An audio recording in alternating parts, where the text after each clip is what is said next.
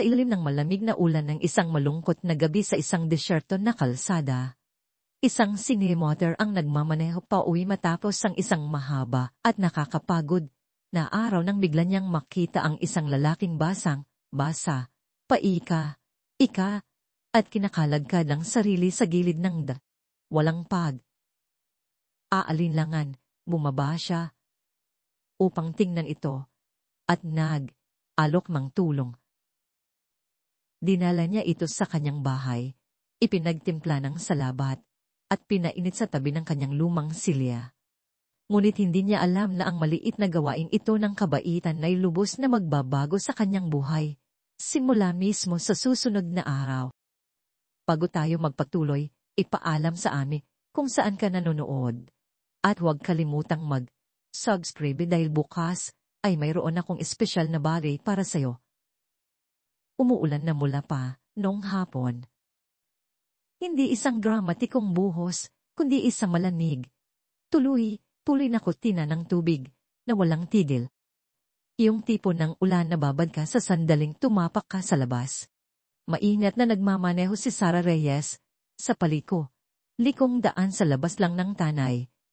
Praisal.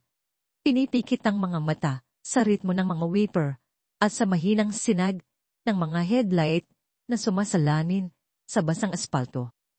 Halos 8:00 na. Umaba na naman ang siyes niya sa panaderya. Pangalawang beses na ngayong linggo, pero wala siyang sinabing anuman. Ganoon si Sarah, tumutulong kung saan kailangan. At tahimik na umuuli. Pagod na siya, hindi sa panandali ang pagod ng isang mahabang araw, kundi isang malalim na kapaguran na naninirahan sa likod ng kanyang mga tadyang. Ang anak niyang si Leo ay naghihintay sa bahay, kasama ang kanyang libro at isang nightlight na hugis soro, marahil ay natutulog na. Ang kanyang isip ay nasa imaheng iyon, sa init ng tahanan at sa mahinang ugong ng electric fan nang makita niya siya.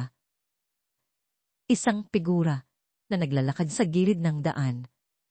Inabot ng isang segundo bago niya ito naintindihan. Isang sulyap lang sa gilid ng kanyang paningin, isang hugis na nahuli sa paggalaw. Ngunit habang papalapit siya, naging mas malinaw ito, isang matangkad na lalaking moreno, naglalakad na may kapansin. Pansing basa, nakayuko laban sa ulan. Ang hood ng kanyang jacket ay nakahila pa sa ulong. Ang bigat ng basang tela ay nakabagsak sa kanyang noo, at ang kanyang backpack, madilim at mabigat, ay hindi pantay na nakasabit sa isang balikat. Ang isa sa kanyang mga bota ay mukhang lubog sa tubig.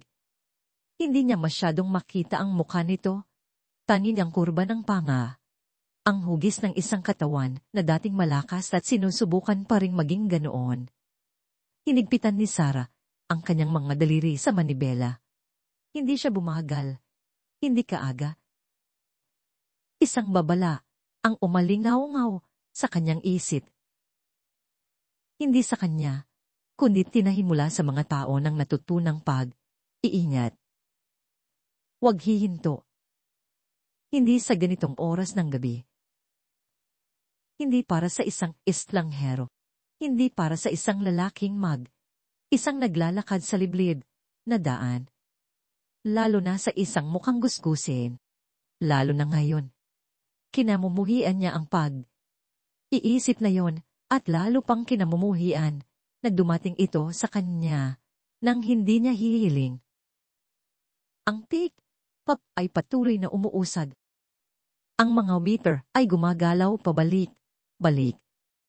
Nagtiim ang kanyang bagang. Ang kanyang mga mata ay nakatutok sa walang laman na daan sa unahan. Ngunit sa likod ng kanyang mga tadyang, may humihila. Alam niya ang hitsulang iyon, ang postura ng isang taong sobra ang dinadala, ang mga hakbang ng isang taong wala ng ibang mapupuntahan. Umalingaw ang boses ng kanyang ama sa katahimikan. Kung walang ibang hihinto, baka ikaw ang dapat. Nilampasan niya ito, siguro mga 100 talampakan. Pagkatapos ay itinaas niya ang kanyang paa mula sa gas. Nagsilbi ang kanyang ama. Pihila siyang magsalita tungkol dito. Ngunit palagi siyang bumabagal kapag may nakikitang nasiraan sa daan. Palaging may dalang kumot sa likod. Sinasabi niya, hindi mo alam kung anong uri ng giyera ang kanilang pinanggalingan. Pumuntong, hinina si Sarah, matalas at maikli, at dahang inilipat ang sasakyan sa gilid ng daan. Umulan ng malakas sa bubong.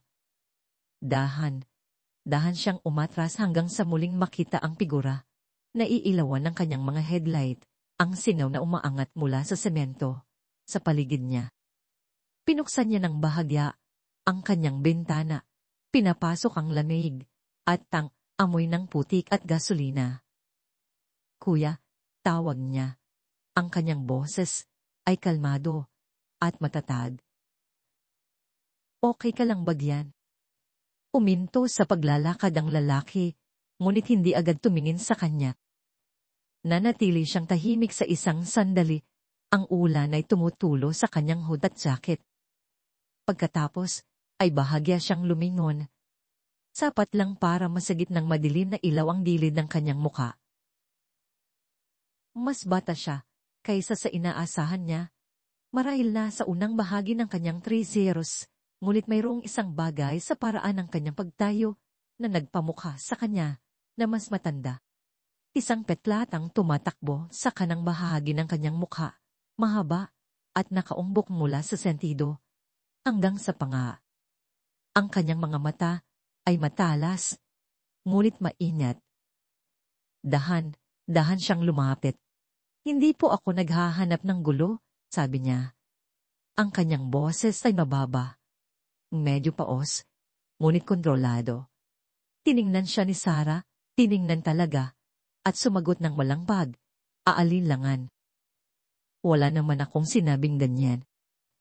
Sa isang segundo, walang gumalaw sa kanila. Tumulo ang ulan mula sa gilid ng kanyang bintana. Pagkatapos ng walang anumang salita, inabot niya ang kabilang upuan at binuksan ang pinto sa gilid ng pasahero. Pwede kitang ihatid, malapit sa daan, papuntang dating kampo, kung doon ka papunta. Hindi siya sumagot kaagad. Sa halip, sinuri niya ang loob ng pick-up, hindi kahina. Hinala, kundi nagkakalkula. Sinusukat ang panganib. Ang ganoong uri ng pagbabantay ay hindi isang bagay na pinapatay mo pagkatapos mabuhay sa gitna ng labanan o mas masahol pa. Makalipas ang isang sandali, tumango siya ng isang beses. Sige, salamat. Maingat siyang umakyat, isang kamay sa dashboard, para sa balanse. Napansin ni Sarah ang bahagyang pag-inda nang siya ay umupo. Ang paraan ng kanyang pag-upo para mabawasan ang bigat sa kanyang kanang binti. Ang kanyang jacket, gayunpaman, ay may kupas na patch. Isang lumang sagisag ng army, halos hindi na makita sa ilalim ng basang tela. Amoy ulan siya, lumang lona, at isang bagay na metaliko, tulad ng tuyong dugo o kinakalawang na bakal. Inilagay niya ulit sa jar ang pick-up at bumalik sa kalsada. Umugong ang mga waiter. Nagsilbi ka? Tanong niya. Pinapanatili ang kanyang tono na pantay. Opo, sagot niya pagkatapos ng isang paghihinto. Discargi 2 linggo na ang nakalipas. Honorable, iyon lang ang paraan para payagan nila akong umalis. Nagmaneho sila sa katahimikan. Walang musika, walang usapan, tanging ang tuloy na pagpatak ng ulan sa salamin, at ang minsang splash ng basang gulong sa aspalto. Sinulyapan siya ni Sarah sa isang red light. Maikli ang kanyang buhok, ang kanyang balat, Kahit sa ilalim ng mahinang ilaw, ay pinagdaanan na ng araw at panahon.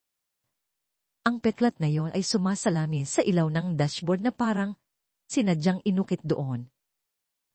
Malapad ng kanyang mga balikat, ngunit may tensyon sa paraan ng kanyang pagdadala sa mga ito, na parabang laging handa sa susunod na insulto, sa susunod na aakala, sa susunod na pinto na mananatiling sarado.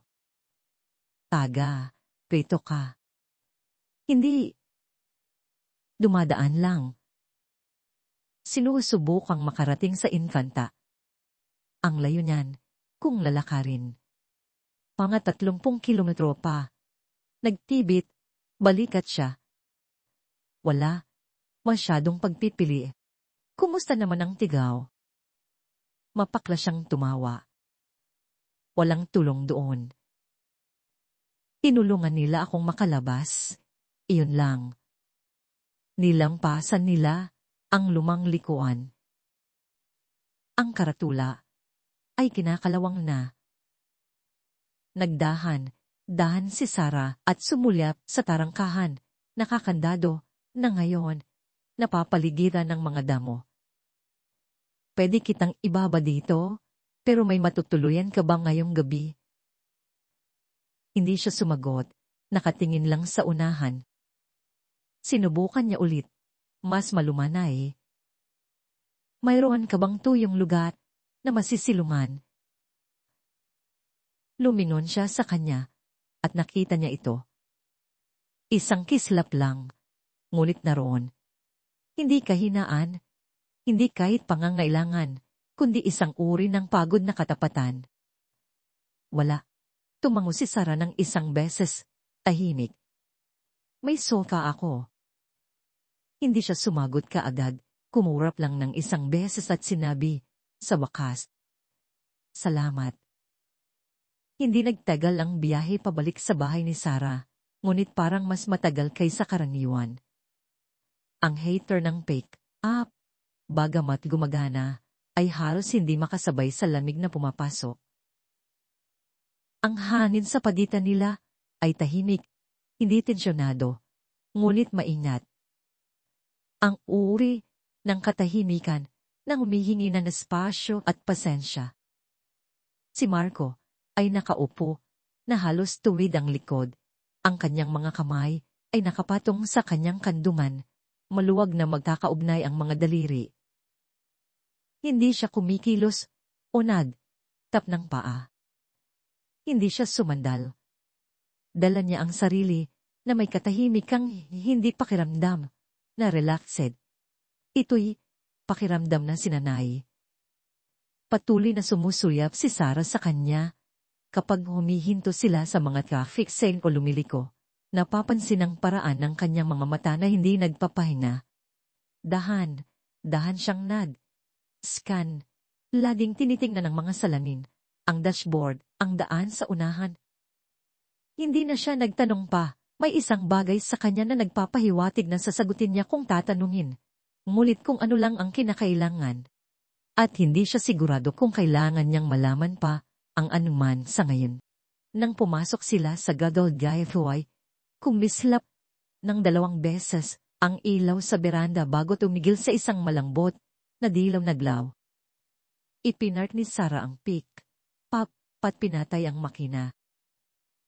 Ang tunog ng ulan ay naging mas malakas, mas naroroon, nang walang ugong ng makina para takpan ito. Inabot niya ang kanyang reusable na grocery bag mula sa sahig at isinukbit sa kanyang balika. Pwede kang pumasok, sabi niya, pantay ang boses. Ngayong gabi lang. Mayroon akong sofa. Tiningnan siya ni Marco ng matagal, hindi mabasa ang kanyang ekspresyon. Pagkatapos ay bahagya siyang tumango. Salamat. Pinangunahan niya ang daan paakyat sa mga baitang ng beranda, hawak ang mga susi. Ang kanyang mga bota ay tahimik na lumalangit-ngit sa basang kahoy. Nang buksan niya ang pinto sa harap, lumabas ang mainit na amoy ng kanela at lumang kahoy. Pumasok siya muna. Binuksan ang ilaw sa pasilyo. Pagkatapos, ay lumipat patungo sa maliit na kusina. Binuksan ang isa pang switch na nagliwanag sa pangunahing silid sa isang malambot na dilaw na kulay. Ang espasyo ay hindi malaki. Isang bukas na kusina, isang gasgas na sofa na nakaharap sa isang bookshelf, at isang maliit na TV, isang coffee table na may mga coloring book ni Leo na nakakalat sa ilalim. Hindi siya humingi ng paumanhin para sa kalat. Ihila siyang magkaroon ng oras para maglinis pagkatapos ng trabaho, at ang gabing ito ay hindi ang uri ng gabi para magpanggap na mas maayos ang mga bagay kaysa sa tunay na kalagayan. Pumasok si Marco at huminto. 1 segundo lang. Pagkatapos ay dahan niyang inilagay ang kanyang backpack malapit sa dingding, hinumad ang kanyang basang bota, at tahimik na tumayo. Ang kanyang postura ay maingat pa rin, ngunit hindi na matigas. Nagbukas si Sarah ng isang kabinet, kumuha ng tuwalya, at inabot sa kanya. Magpunas ka. Magkakasakit ka kapag ganyan ka nakaupo. Salamat, sabi niya, kinukuha ang tuwalya. Bahagyang dumampi ang kanyang mga daliri sa kanya. Ang kanyang mga kamay ay magaspang at malamig. Ang mga kalyo ay halatang pinaghirapan. Dahan niyang pinunasan ang kanyang mukha, leeg, at balikat, na parabang hindi na siya sanay na maging tuyo sa loob ng bahay. Nagpakulo siya ng tubig sa kalan, kumuha ng 2 tasa mula sa estante, at nang hindi nagtatanong kung paano niya ito gusto, naghulog ng isang tiyabag ng salabat sa bawat isa. Ang kusina ay tahimik, maliban sa init ng takor, at ang tunog ng tubig na tumutulo pa rin mula sa kanyang jacket patungo sa sahig na kahoy. Pwede kang umupo kung gusto mo, sabi niya. Itinuturo ang sofa. Tumango siya ng 1 beses at ginawa ito. Dahang gumalaw. Napansin ulit siya ni Sarah habang inaayos niya ang kanyang upo. Pinapabura ng kanyang kanang bahagi. Naisip niyang tanungin kung nasaktan siya, ngunit pinigilan ang sarili. Sa halip, ibinuhos niya ang mainit na tubig sa mga tasa, dinala ang mga ito, at inilagay ang isa sa coffee table sa harap niya. Nasa garapon ng asukal. Alok niya. Plain lang. Okay na. Sagot niya. Umupo siya sa silya sa tapat niya, hindi masyadong malapit, hindi rin malayo. Umigop siya ng kanyang salabat at aralan siya sa paraang umaasa siyang hindi halata. Ang lampara sa tabi ng sofa ay nagbigay ng sapat na liwanag para makita pa siya. Ang kanyang balat, malalim na kayumanggi, ay bahagyang kumikinang mula sa ulan. Ang peklat sa kanyang mukha ay mapula pa rin sa mga gilid, mas bago kaysa sa inaka niya. Ang kanyang mga mata, bagamat madilim, ay hindi mukhang malanig. Pagod lang. Hindi ang uri ng pagod na kayang ayusin ng tulog. Isang mahinang kaluskos mula sa pasilyo ang nagpalingon sa kanilang dalawa. Isang maliit na figura ang nakatayo, malapit sa sulok. Si Leo nakayapak, yakap ang kanyang stuffed toy na tarsier. Ang kanyang pahama ay nakatupi sa bukong. Malaki ang kanyang mga mata. Mausisang ngunit hindi takot. Dahang tumayo si Sarah. Okay lang yan, anak, sabi niya. Lumalakad palapit. May bisita tayong ngayong gabi. Bakit hindi ka na bumalik sa higaan? Sige po. Tiningnan ni Leo si Marco. Pagkatapos ay siya at tumango. Kaibigan po ba siya? At ubilis si Sarah. Isa siyang taong nangailangan ng sakay. Hindi na nagtanong pa si Leo. Umikab lang siya at tumalikod. Sabihin niyo po sa kanya, okay lang sa akin. kung gamitin niya ang kumot ko. Iyong asul, mas malambot. Umiti si Sarah. Salamat, anak. Ang bumalik siya sa sala, nakatitig si Marco sa tasa sa harap niya na parang may hawak itong sikleto. Pumupo siya ulit. Sa pagkakataong ito ay medyo mas relaxed. Walang tanong, walang akala. Payroon, akong ekstrang kumot at unan. Ang sofa ay hindi gaanong komportable. Pero hindi na ito gaanong umuugong tulad ng dati. Muli siyang tiningnan, hindi may pagdududa, kundi may parang pagkalito. O marahil pagka hindi makapaniwala. Hindi mo kailangang gawin to. Alam ko. Wala akong maibibigay sa'yo. Wala naman akong hinihingi. Tumingin siya sa ibaba. Pagkatapos ay kinuha ang tasa, hawak ito ng 2 kamay na parang nagbibigay sa kanya ng katatagan. Magugulat ka kung gaano karaming tao ang nagsasabing hindi sila nanghuhusga. Tapos gagawin din nila. Bahagyang ikiniling ni Sarah ang kanyang ulo. Hindi mo ako binigyan ng dahilan para gawin niyon. Hindi siya sumagot, ngunit ininom niya ang salabat. Dahan, maingat. Na para bang matagal na panahon na mula nang may gumawa para sa kanya ng isang bagay na mainit dahil lang gusto nila.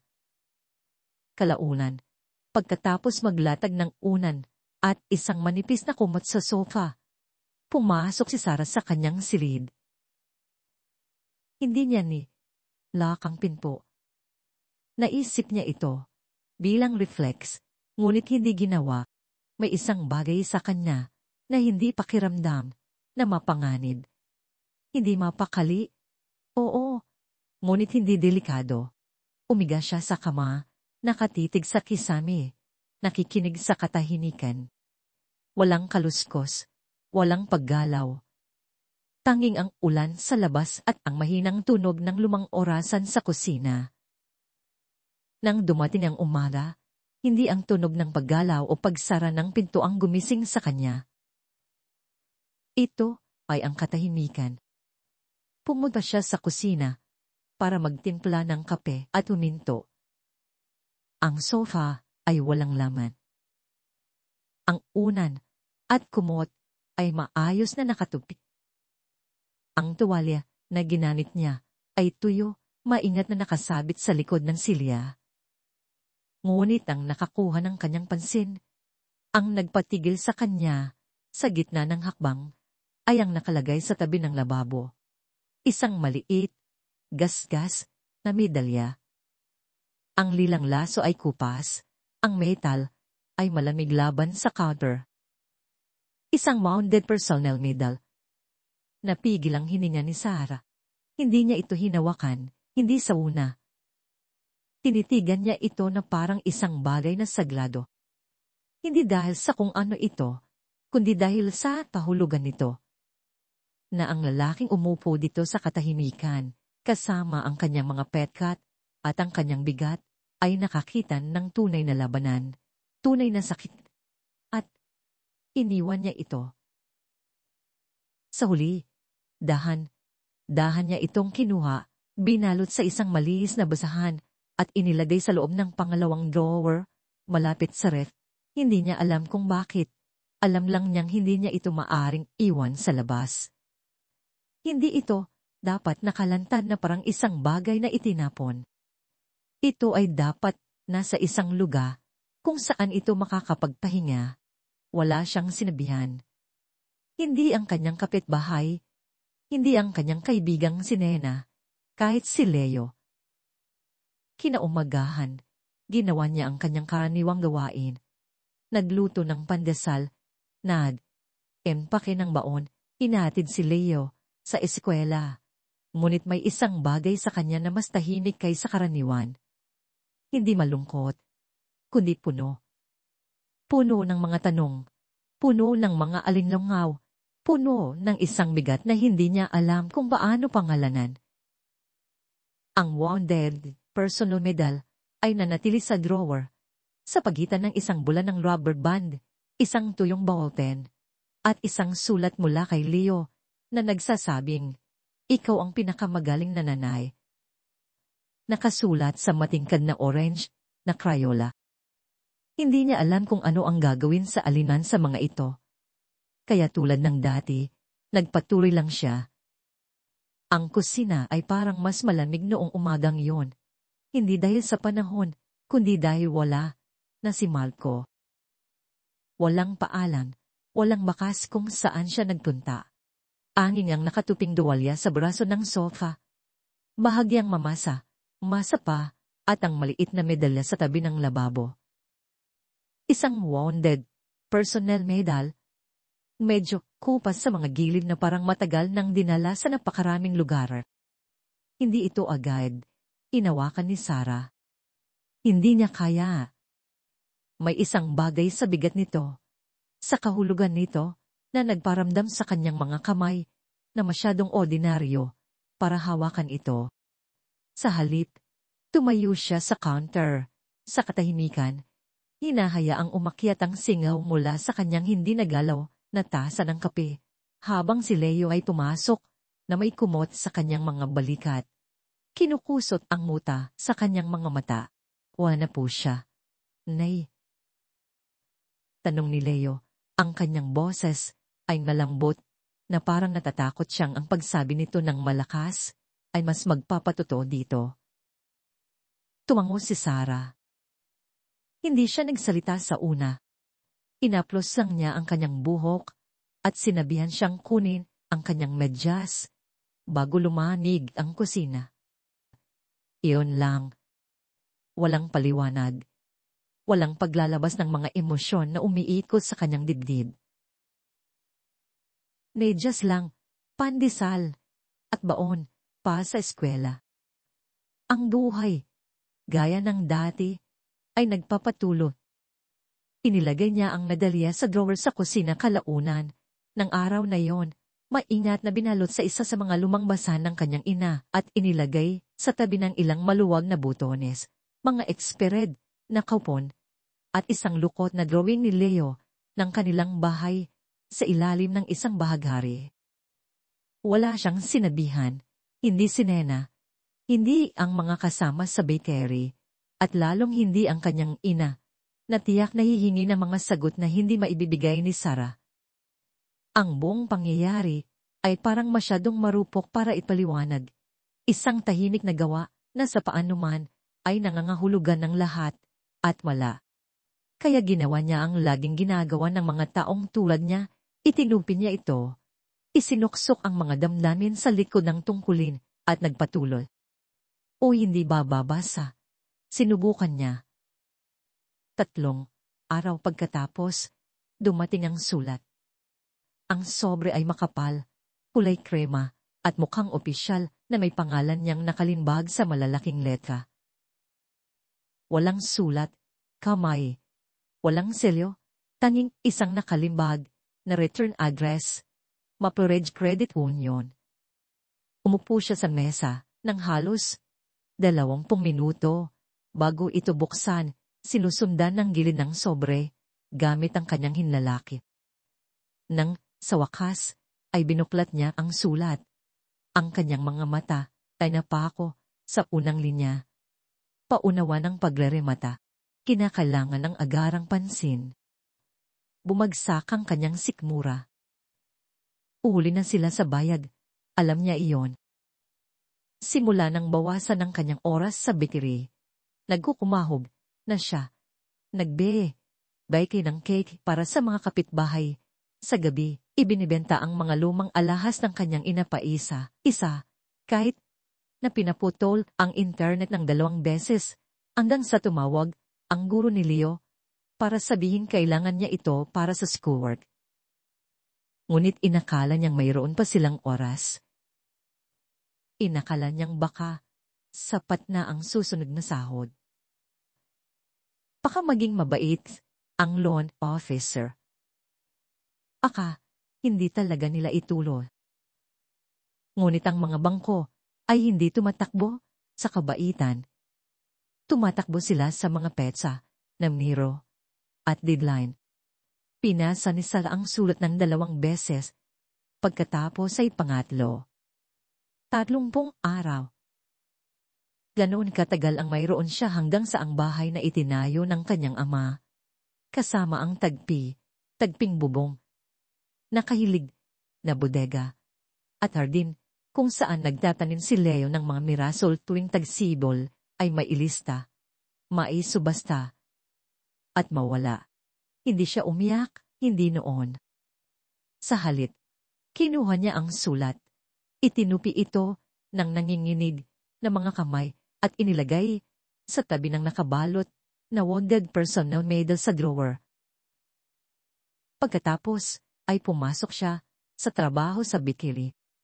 Walang nakapansin sa bigat na kanyang dinadala. Suot pa rin ni Sara ang parehong malambot na ngiti. Nagbuhos pa rin ng kape sa parehong mga tasang may biyak. Nagtanong pa rin kay Juan Jimenez kung gusto niya ng extrang cinnamon.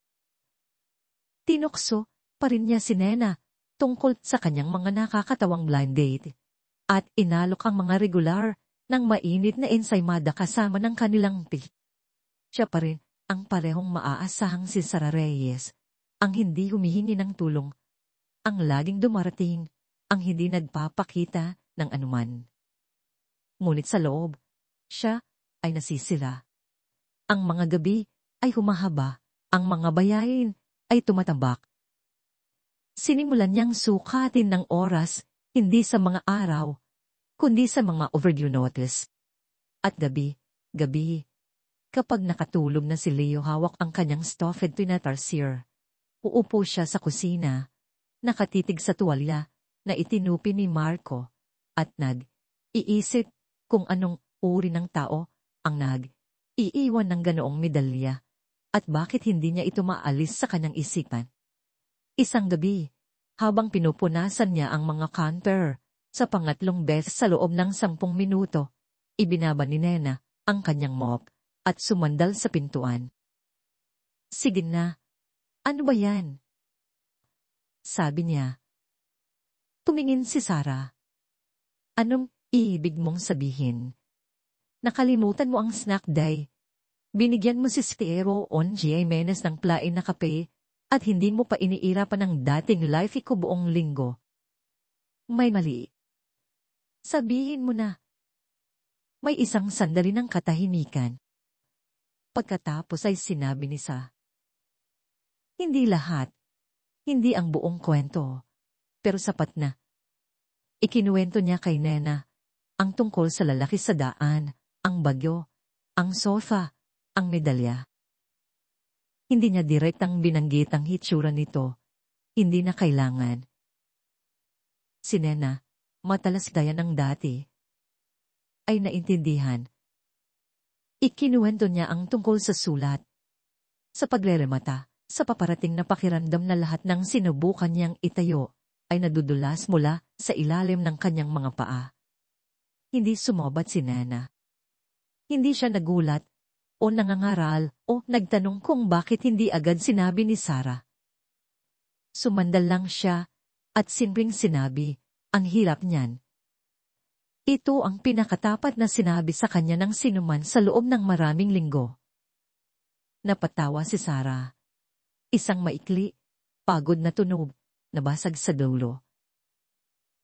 Oo, bulong niya. Sobra. Nang gabing iyon, pabalik sa bahay, pinatulog ni Sara si Leo at tahimik na umupo sa mesa sa kusina. Matagal pagkatapos maging tahimik ang bahay.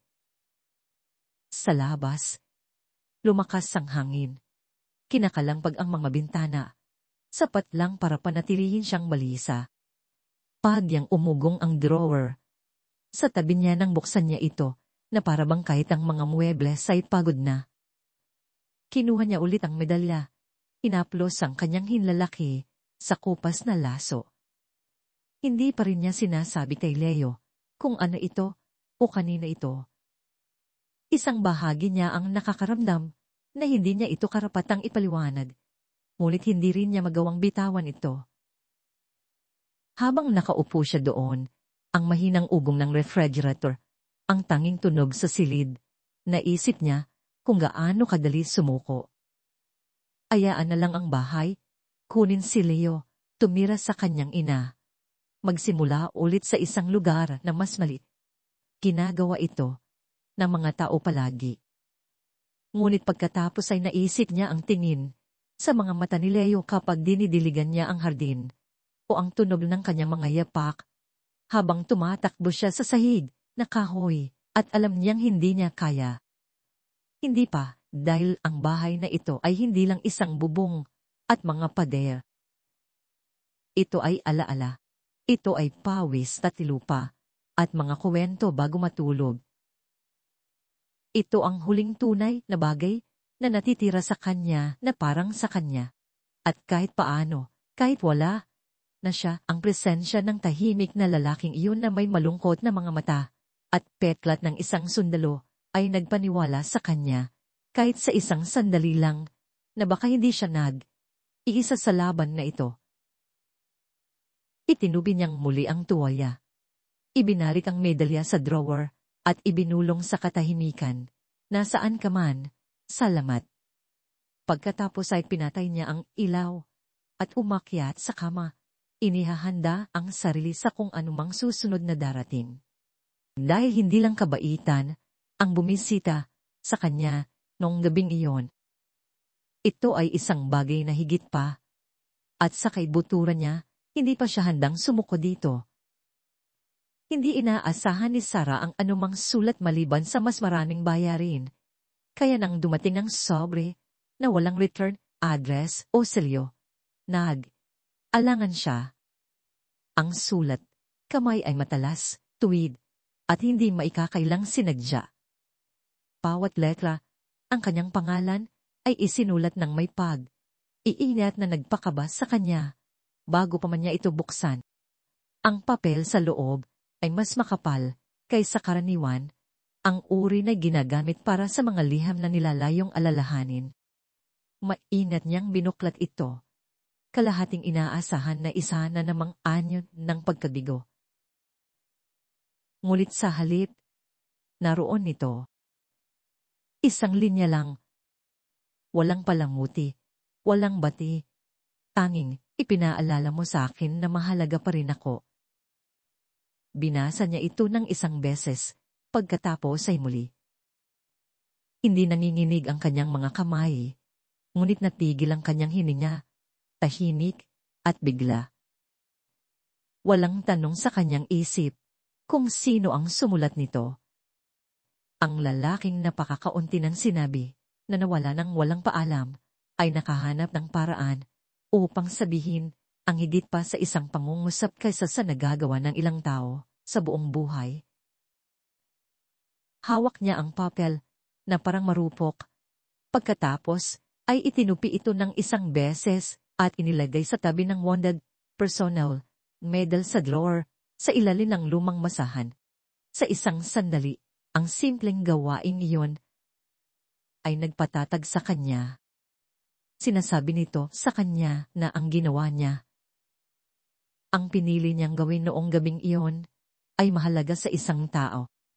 At sa isang mundo kung saan ang kanyang kabaitan ay nagsimulang maging isang pananagutan, iyon ay mas mahalaga kaysa sa kaya niyang aminin ng malakas.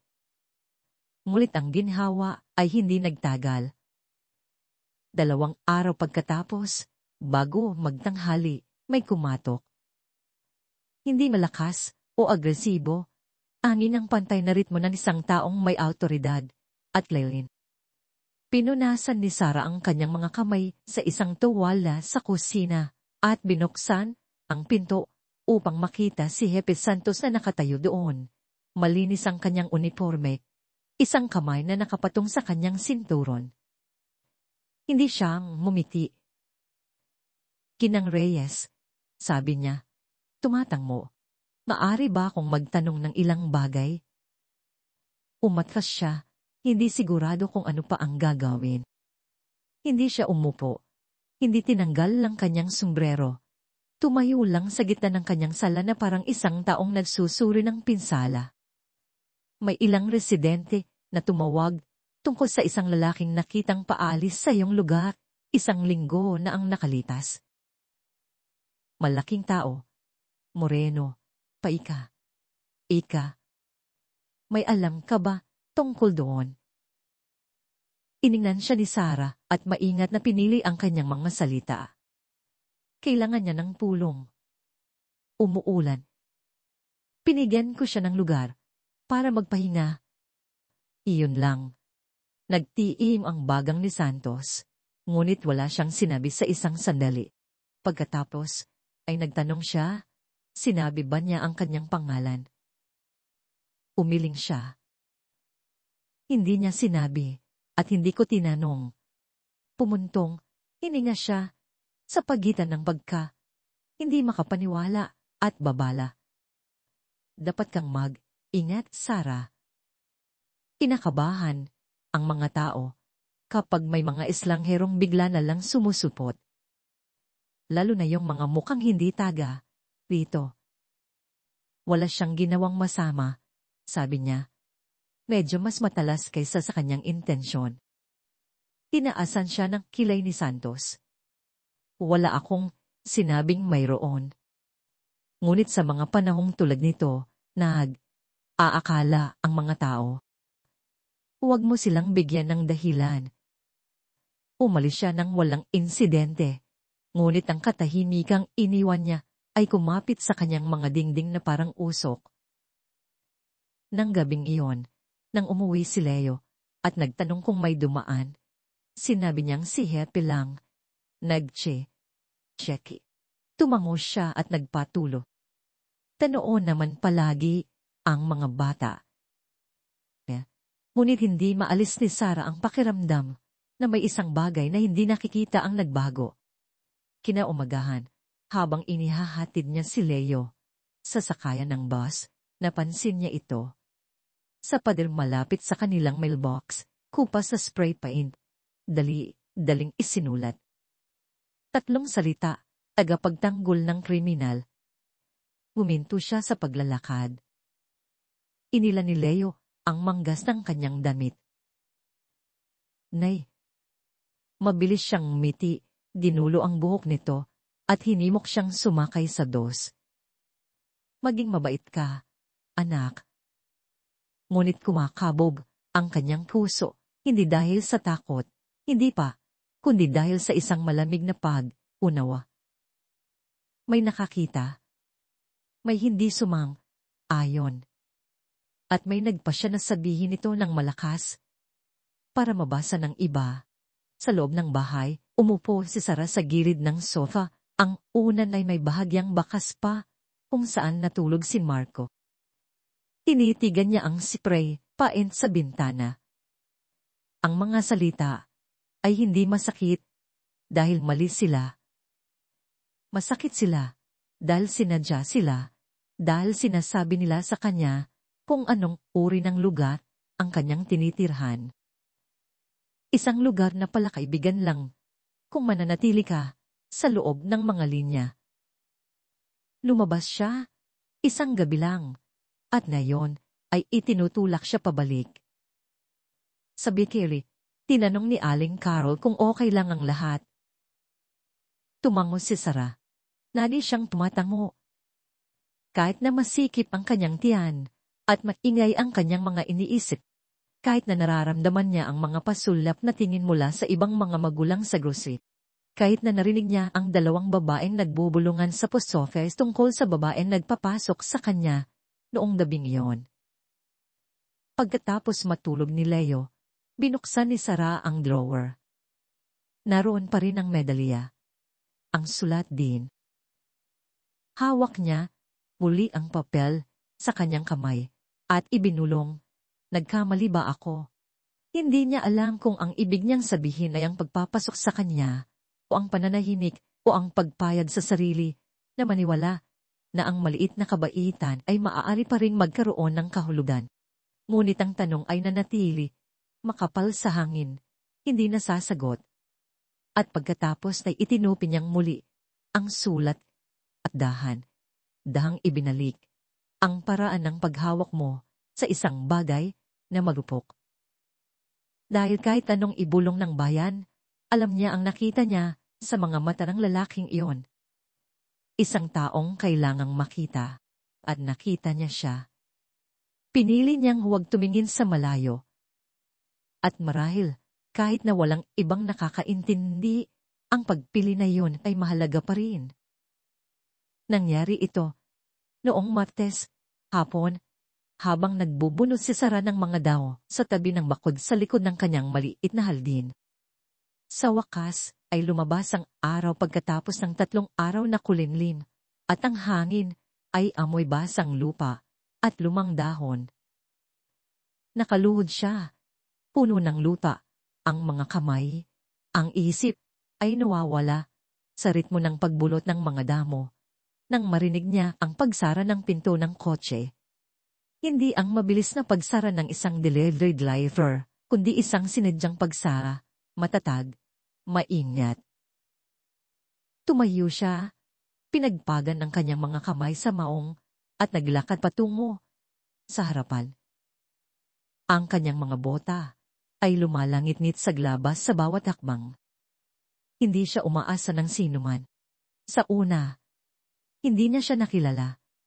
Nakatayo siya ng tuwid ngayon, hindi ko ba sa sakit o pagod, at ang kanyang mga damit ay malinis, plansado, na may matatalas na tupi, na wala doon dati. Ngunit ang mga mata, ang nagpatigil sa kanya, matatag, tahimik, may dala pa ring anino, ngunit mas malinaw na ngayon. Hindi siya iisa. 2 iba pang lalaki ang nakatayo sa tabi niya, parehong naka-uniforme, parehong nakatingin sa kanya ng may kalmadong, magalang na ekspresyon. Ang isa ay may hawak na selyadong sobre. Ang isa ay may dalang maliit na kaso na maayos na nakasuksok sa ilalim ng kanyang baso. Dahang binuksan ni Sarah ang tarangkahan. Marco.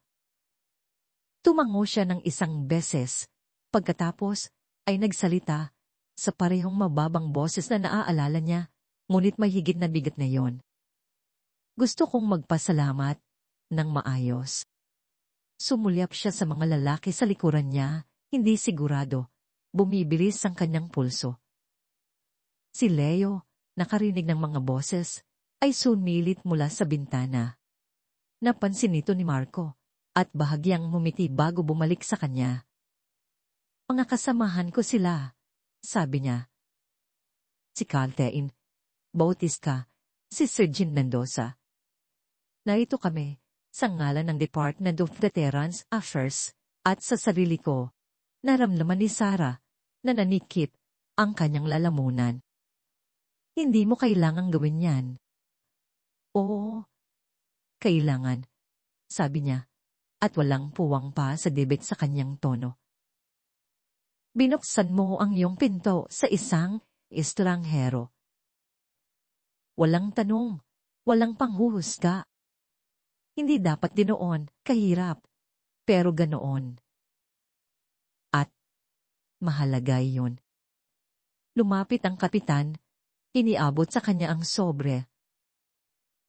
Ito ay isang formal na liham ng pagkilala sa iyong serbisyo sa isang veterano sa krisis. Kwalipikado ka rin para sa suporta sa pamamagitan ng aming Civilian Community Bond Program. May pondo na itinatag maraming taon na ang nakalipas para sa mga sitwasyong tulad nito. Hindi ito gaanong nagagamit.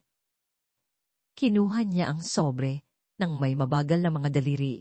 Hindi sigurado kung nananaginip ba siya o nakatayo. Pinuksan ng pangalawang lalaki ang kaso at kumuha ng isang folder. Nagsasalita ng malinaw. Sinuri namin ang utang sa iyong ari, Arian. Dahil sa mga aksyon na ginawa ni Ginoong Marco at sa mga sumusuportang dokumentasyon na ibinigay, nagsumiti kami ng isang kahilingan para sa debt forgiveness. Sa umagang ito, ang foreclosure ay binawi. Ang iyong mortgage ay bayad na. Ang bahay ay sa iyo. Kumislap si Sara. Ang mga salita ay tumama sa kanya isa, tulad ng mga patak ng ulan pagkatapos ng pagtuyot. Mortgage, cleared. Hong hears. Hindi ko maintindihan, bulong niya. Wala naman akong ginawang ganoon ka. Espesyal. Umiling si Marco. Ginawa mo ang isang bagay na halos walang ibang gagawin. Nakita mo, ako. Pinuksan ni Leo ang pinto, lumabas na nakayapak sa beranda. Siya po ba yung lalaking umiinom ng salabat? Halos matawa at maiyak si Sara. Oh, anak, siya nga. Tiningnan ni Leo ang mga lalaking naka-uniforme, pagkatapos ay bumalik sa kanya. So dahil binigyan mo ng salabat ng isang estranghero, mapapanatili natin ang bahay natin. Yumuko si Sara, niyakap siya. Pasag ang kanyang boses. Oo, manak. Mapapanatili natin. Lumapit ng bahagya si Marco, ngulit hindi masyadong malapit. Ayaw niyang abala. May kinuha siya mula sa bulsa ng kanyang jacket, isang maliit na litrato, luma at kupas. Kapatid ko to, sabi niya. Hindi siya nakauwi. Pero kung nakauwi siya, sana may gumawa pa sa kanya ng ginawa mo para sa akin. Dahang kinuha ni Sara ang litrato. Tumatango, sobrang puno ng emosyon para magsalita. Tumikim si Kaptain Bautista. Makikipag-ugnayan kami sa inyo. Gusto naming i-feature ang iyong kwento sa community newsletter kung okay lang. Baka makatulong sa mga tao na makita ang mga bagay sa ibang paraan. Bahagyang mumiti si Sara. Tingnan natin. Nang umalis ang mga lalaki, nakatayo si Sara sa bakuran. Si Leo ay nakakapit sa kanyang tagiliran. Ang sobre ay nasa kanyang kamay pa rin. Hindi niya ito agad binuksan. Hindi na kailangan. Ang sikip sa kanyang dibdib ay nagsisimula nang lumuwag. Sa loob, inilagay niya ang mga dokumento sa tabi ng wounded personnel, medal, at ang sulat. Ang kanyang drawer ng mga tahimik na patunay. Sa pagkakataong ito, hindi niya ito agad isinara. Hinayaan niya itong manatiling bukas. Sandali, hinahayaang dumaan ang hangin, na para bang ang mga simpleng bagay na yon ay kailangan ding huminga. Nang gabing iyon, gumuhit si Leo ng larawan ng kanilang bahay, pareho gaya ng dati, ngunit sa pagkakataong ito ay may maliit na watawat sa bubong at 3 stick figure na nakatayo sa labas. Iniabot niya ito sa kanya nang may ngiti. Tayo yan, sabi niya. At iyan yung lalaking bumalik. Matagal na tiningnan ni Sara ang larawan. Dito, lahat sila ay nakangiti. At sa unang pagkakataon sa loob ng maraming linggo, hinayaan niya ang kanyang sarili na maniwala na marahil lang, magiging okay sila. Ang sulat ay dumating na nakatupi sa 3, isinilid sa kanyang mailbos ng walang seremonya. 2 araw lamang matapos umalis si Marco at ang mga opisyal. Muntik na itong itapon ni Sara sa aakalang isa na namang grocery fair. Ngunit napansin niya ang selyo sa sulok, isang mapatlang gintong sagisag mula sa municipal sa sources. Lumubog ang kanyang tiyan habang binubuksan ito. Ang mga salita ay tumpak, legal, at walang damdamin. Ang likod na lote ng kanyang Arian, isang parsela na lampas sa orihinal na bahay, ay nasa ilalim ng pagsusuri. Isang hindi pagkakaunawaan ang isilampa. Isang kumpanya na tinatawag na San Isidro Realty ang nag-claim ng interes sa hindi nagagamit na lupa lampas sa hardin na binabanggit ang mga hindi nalutas na mga utang sa lupa mula sa mga dekada na ang nakalitas. Hinihiling ng sulat ang kanyang presensya para sa isang paglilinaw na pagpupulong sa susunod na Lunes. Pinasa ito ni Sarah ng 2 beses, pagkatapos ay pangatlo. Ang mga salita ay hindi nagbago, ngunit nanikip ang kanyang dibdib.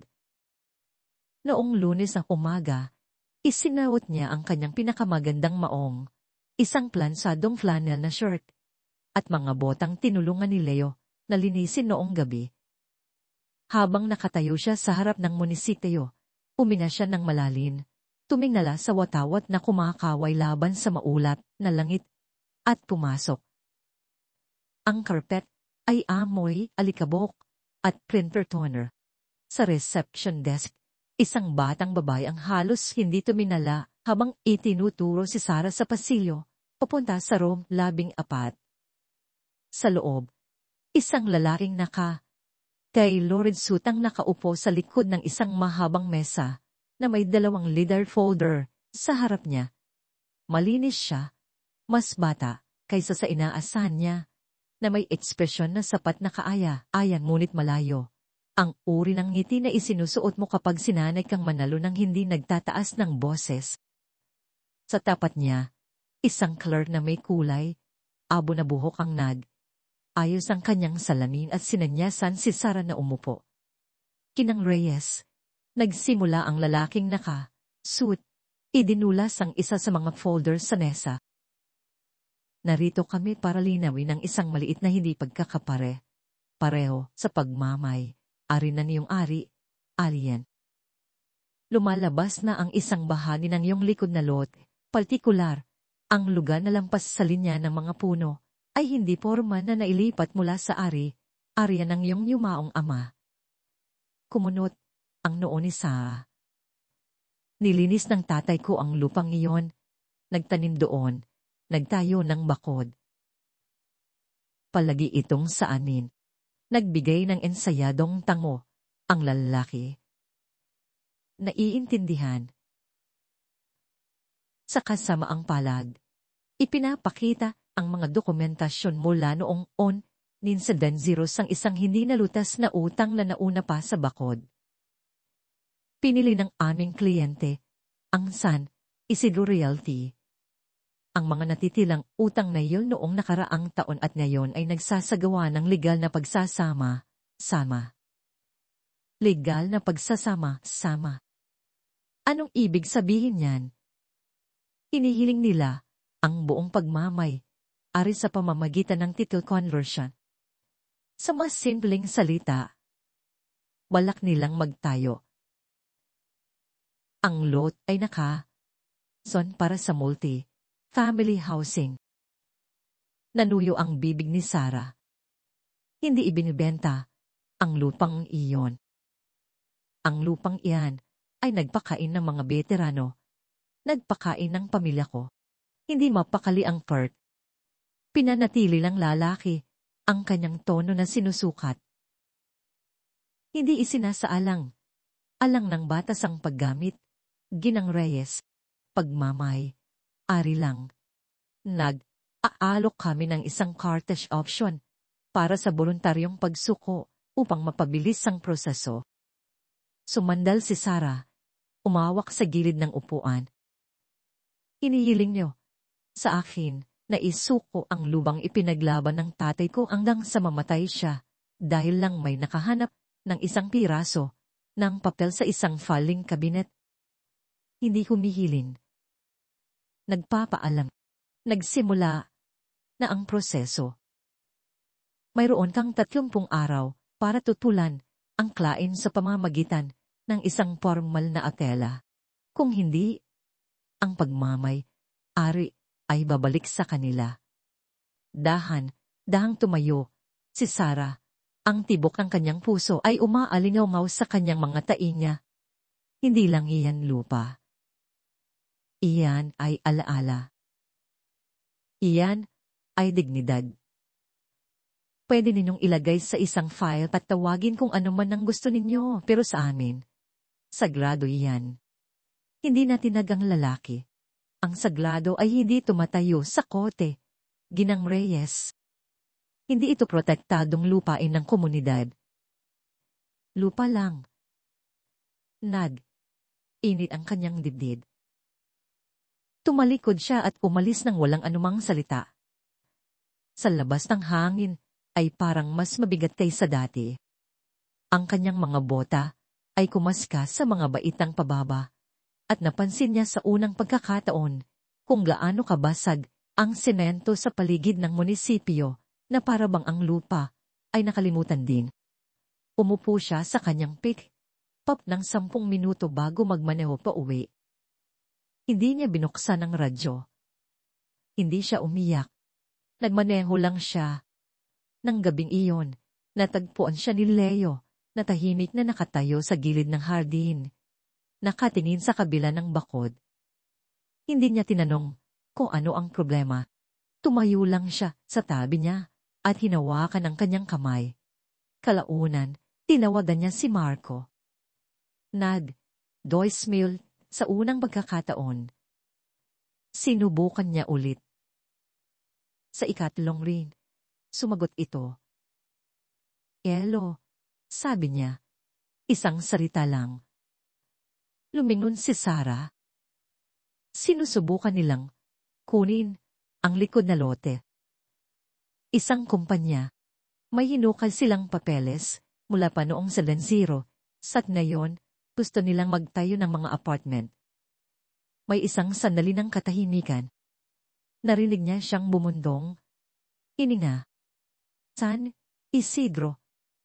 Oh, kilala ko ang pangalang yan. Titingnan ko kung ano ang mahahanap ko. Marco, hindi lang ito tungkol sa lupa. Para nilang binubura siya. Ang tatay ko.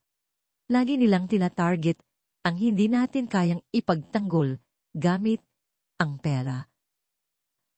Pero ipagtatanggol natin ito sa ibang paraan. Huwag kang pipirma ng kahit ano. Tumango siya. Kahit hindi niya ito nakikita. Hindi ako pipirma. Pagkatapos ng tawag, binuksan ni Sarah ang drawer kung saan niya itinago ang medalya at ang sulat. Idinagdag niya ang sulat mula sa munisipyo sa tumpok.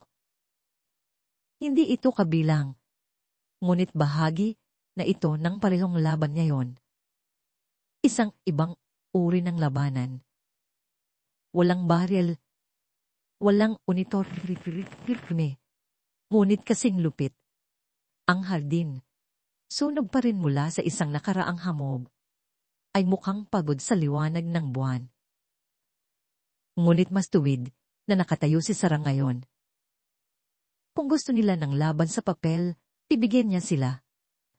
Ang sa kanila ay maaaring may mga abogado at konkata. Ang sa kanya ay may kasamang alaala at mga taong tinulungan niya na baka handang tumayo sa tabi niya pagdating ng panahon. Pasado, hating gabi na nang magising si Sarah sa isang kakaibang kislap na nagpapahaba ng mga anino sa kisame. Sa una, inakalan niyang ilaw sa beranda o marahil isang sasakyan na umiikot sa driveway. Ngunit nang umupo siya, natigil ang kanyang hininga. Isang kulay, dalandan na liwanag ang kumikislap sa mga bintana, maindayob, at masyadong buhay para maging ano pa man kundi apoy. Itinahapon niya ang kumot. Ang kanyang mga paang nakayapak ay lumagapak sa malamig na sahig habang tumatakbo siya papunta sa bintana. Ang bahay, sa likod ng mga puno, isang luma at abandonadong istruktura na naaalala ni Sarah mula sa kanyang pagkabata, na matagal nang iniwan upang mabulok ay nasusunog. Ang mga apoy ay dumila pa itaas na may nakakatakot na gutom, sumasayo sa gumuguhong balangkas, nagtatalsik ng mga baga sa hangin. Ngunit hindi lang ang bahay na iyon, ang kanyang hardin, ang likod na lot kung saan siya nakatayo ilang oras lang ang nakalipas, na iisip pa rin tungkol sa sulat ng San Isidro, ay nagsisimula ng masunog. Natumba siya papasok sa silid ni Leo. Pamon na, ang kanyang boses ay matalas, Uutos. Si Leo, kalahating tulog, ay kumurap sa kanya habang hinahabot niya ang kanyang jacket at isinusuot sa kanyang mga braso. Anong nangyayari? Bulong niya. Sunog, sa likod ng bahay. Kailangan nating umalis. Ang mga salita ay mabilis na tumalab. Igla siyang bumangon, malaki ang mga mata, akot na namumulaklak sa kanyang mukha. Kinuha ni Sarah ang kanyang telepono at tinawagan ang emergency services habang nagmamadali silang lumabas. Opo, may sunog sa likod ng property ko malapit sa Jefferson at Maple. Mabilis kumalat. Ang boses ng operator ay kalmado, ngunit hindi nakakapanatag. Ginang, naipadala na ang mga unit, ngunit maaaring abutin ng 15 hanggang 20 minuto. Lumingon si Sarah. Ang mga apoy ay gumagapang na sa bakod. Nilalamon ang mga tuyong damo at lupa na hindi nakakita ng ulan sa loob ng maraming linggo. 15 minuto. Uli na iyon. Isinakay niya si Leo sa peak. Pop, ngunit huminto. Ang bodega, ang maliit na gawa sa kahoy sa likod ng bahay, ay malapit sa linya ng apoy. May mga libro si Leo doon, mga drawing, ang photo album, ang kanyang ama na hindi pa niya na-scan. Manatili ka sa sasakyan. Sigaw niya. Tumakbo siya pabalik sa bodega. Ang init ay tumatama sa kanya na parang alon. Ngunit sa kalagitnaan, narinig niya ang screech ng mga gulong. Isang madilim na ang huminto. Bumukas ang mga pinto, at pagkatapos ay mula sa usok, narinig niya ang isang pamilyar na boses. Sarah, si Marco. Lumingon siya, kasabay ng paglabas niya at ng 2 iba pang lalaki. Parehong naka-radio jacket na may mga fire extinguisher. Isa sa kanila, matangkad at malapad, ang humila sa pinto ng pop at kumuha ng isang maliit na bag mula sa likod. Ang isa ay sumigaw, nasaan ang hydrant? Itinuro ni Sarah. Susulok ng lote. Kumilos sila na parang sinanay para dito. Nakalaunan ay nalaman niyang totoo. Si Jonas ay isang bombero bago enilista. Si Rico ay isang mekaniko na lumaban sa mga sunog sa damuhan sa mga reserba. At si Marco, siya ang dumiretso sa apoy. Nakita niya ang landas ng apoy at hindi atubili. Pinuksan niya ang hose na dala nila at sinimulang buhusan ng basin malapit sa hardin. Sinasakal ito sa ugat bago pa ito makagapang patungo sa bodega. Ang usok ay umapdi sa mga mata ng lahat. Umubo ng malakas si Sarah, yakap si Leo habang pinapanood nila. At pagkatapos ay nangyari ito. Isang malakas at matalas na lagutok. Isang sanga ng puno, tuyo at luma ang nabali at bumagsak malapit sa bodega. Sumigaw si Leo. Natigilan si Sarah. Ang init ay sumugod, pasulong, na parang galit na nilabanan nila ito. Sa isang iglap, lahat ay lumabos sa takot. At pagkatapos ay naroon na si Marco, sinaklot si Leo, pinrotektahan ang bata gamit ang kanyang sariling jacket. Tumakbo si Sarah patungo sa kanila, luha na may kasamang abo sa kanyang mga pisngi. Sabi ko manatili ka sa sasakyan, sigaw niya, niyakap ng mahigpit si Leo. Iniabot siya ni Marco. Umihingal. Kinuha niya ang sketchbook niya. Sabi niya, magaspang ngunit matatag ang boses. Nakuha niya, sa awa ng Diyos. Tumingin silang dalawa sa ibaba. Hawak ni Leo ang gilid ng isang brown na notebook. Suminghot siya. Nandito po ang litrato ni Lolo. Sina Jonas at Rico ay patuloy na i-spray Pinapalo ang natitilang apoy gamit ang mga kalaykay at pala na natagpuan nila sa bodega ni Sarah. Pagkatapos ng parang walang hanggan, ang kulay, dalandan ay naging kulay abo. Sa wakas ay dumating ang mga sirena, ang kanilang mga ilaw ay tumatagos sa usok na parang malayong kulog. Ngunit ang pinakamasama ay tapos na. Isang bombero ang lumapit kay Sarah. Swerte niyo, at may kumilos agad. Dinala na sana ng hangin ng apoy sa buong kalye. Tiningnan niya si Marco, na bumagsak sa baitang ng beranda. Pawis na kumikinang sa kanyang noo. Ang kanyang kamay ay bahagyang naninginig mula sa adrenaline. Lumuhod si Sarah sa tabi niya. Paano mo nalaman? Pumuntong, hininga siya. Si Jonas, may kutob. Iikot lang kami. Nagpapahangin.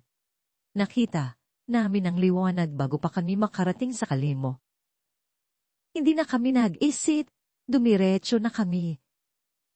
Tumango si Rico. Saka, pinatuloy mo siya sa soka mo minsan.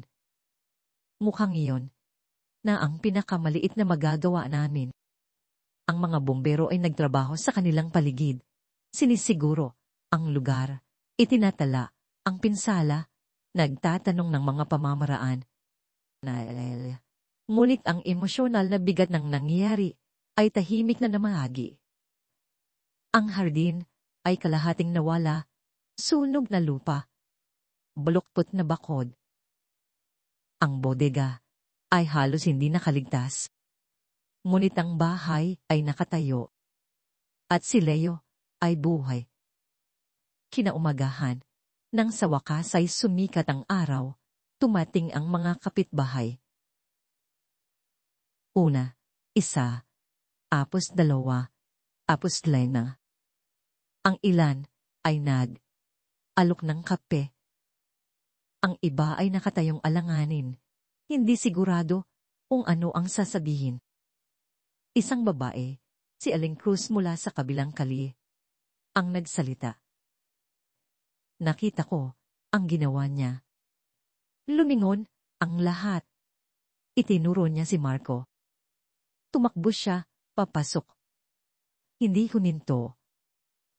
Iniligtas niya ang batang iyan na parang sarili niyang anak. May mga tumango, isang bulungan. Walang palakpakan, ngunit may nagbago.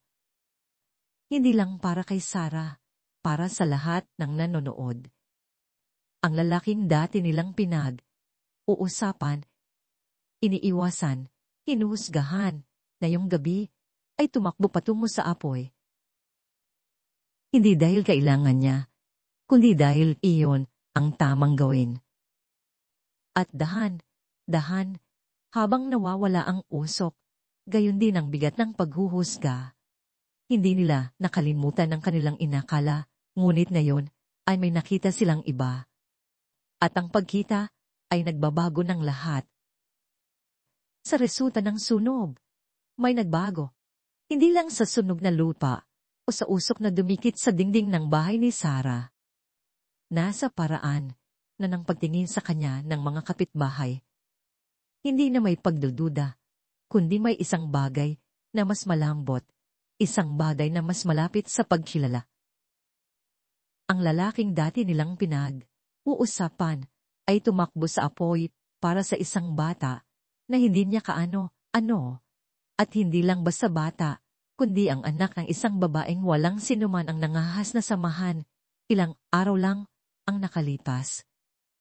Ang kuwento ay kumalat hindi sa mga balita o ulat ng pulis, kundi sa mga usapan sa beranda, sa tahimik na tawagan, sa telepono, at sa mga pasulyap na tingin sa mga bakuran.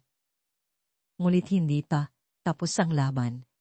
Maaaring nailigtas ng apoy ang kanyang tahanan, ngunit hindi nito sinulog ang mga banta na nakasulat sa tinta. Isang sulat ang dumating 2 araw pagkatapos, opisyal, at nakabalot sa mga terminong legal na halos hindi maintindihan ni Sarah. Muli nitong pinagtibay ang intensyon nabawiin ang likod na bahagi ng kanyang lote. Ang lingwahe ay mas malamig ngayon. Inubaran ng anumang pagkukunwari. Ang mensahe ay simple, ang lupang iyon ay hindi na protektado.